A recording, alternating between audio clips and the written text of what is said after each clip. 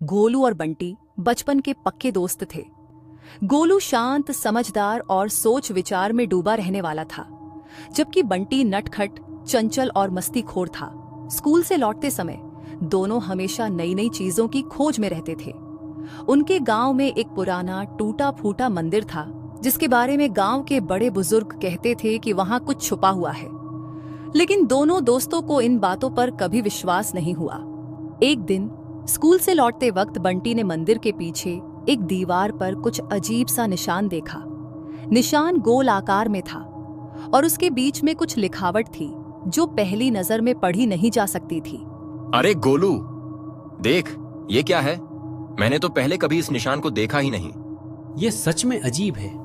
चल, पास से देखता हूँ। गोलू ने उस निशान को ध्यान से देखा और फिर अपना हाथ उस पर रखा।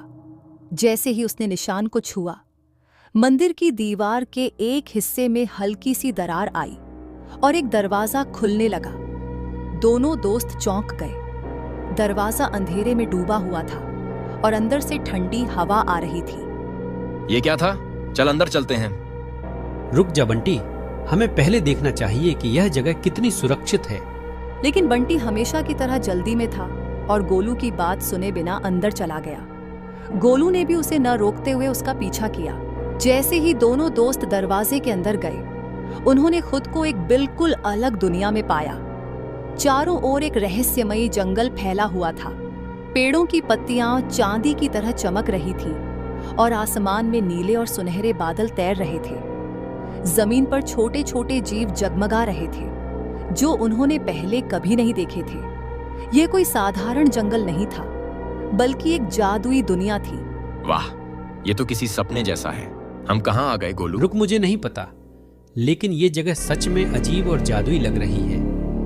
हमें सावधान रहना चाहिए। आगे चलते हुए दोनों एक रहस्यमयी नदी के पास पहुंचे।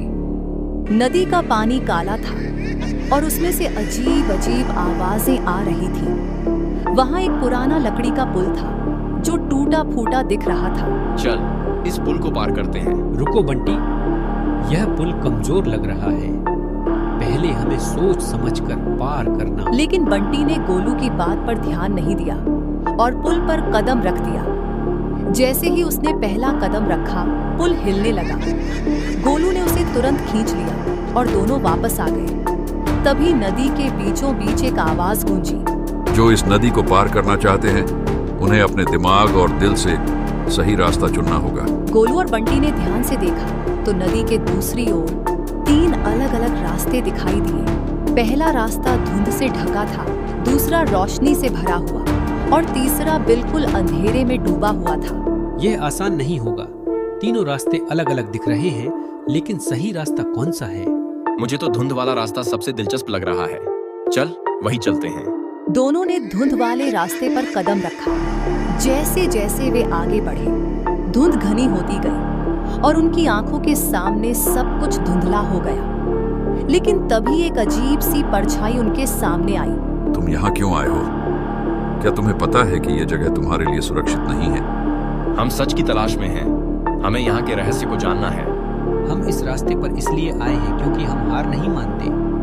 हमें यहाँ से बाहर का रास्ता चाहिए। लेकिन याद रखना, हर सच की अपनी कीमत होती है। जैसे ही धुंध छंटी, वे एक विशाल दरवाजे के सामने खड़े हो गए। दरवाजा धीरे धीरे खुलने लगा और उसके अंदर एक बड़ा कक्ष था। कक्ष के बीचों बीच एक जादुई दर्पण था। अरे, ये तो बस हमारा आईना है। इसमें क्या खास है? लेकिन जैसे ही बंटी ने दर्पण को छुआ, उसकी आंखों में एक चमक आई और उसके सामने का दृश्य बदल गया।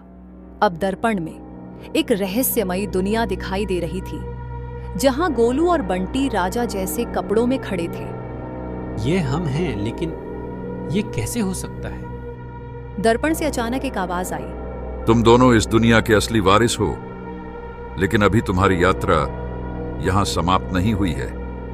असली चुनौती अभी बाकी है। गोलू और बंटी ने एक दूसरे की ओर देखा। उन्हें समझ में आ गया था कि यह सफर यहीं खत्म नहीं होने वाला था। दर्पण ने उनकी दुनिया का एक छोटा सा हिस्सा ही दिखाया था। असली रहस्य अभी बाकी था और उसे जानने के लिए उन्हें आगे बढ़ना था। मैं तो तैयार हूँ गोलू, चल देखते हैं आगे क्या होता है। हाँ, अब वापस लौटने का कोई सवाल ही नहीं है। दोनों दोस्त अब अगली चुनौती का सामना करने के लिए तैयार थे। दरवाजा उनके पीछे धीरे धीरे बंद हो गया, लेकिन उनके सामने नया सफर शुरू हो चुका था।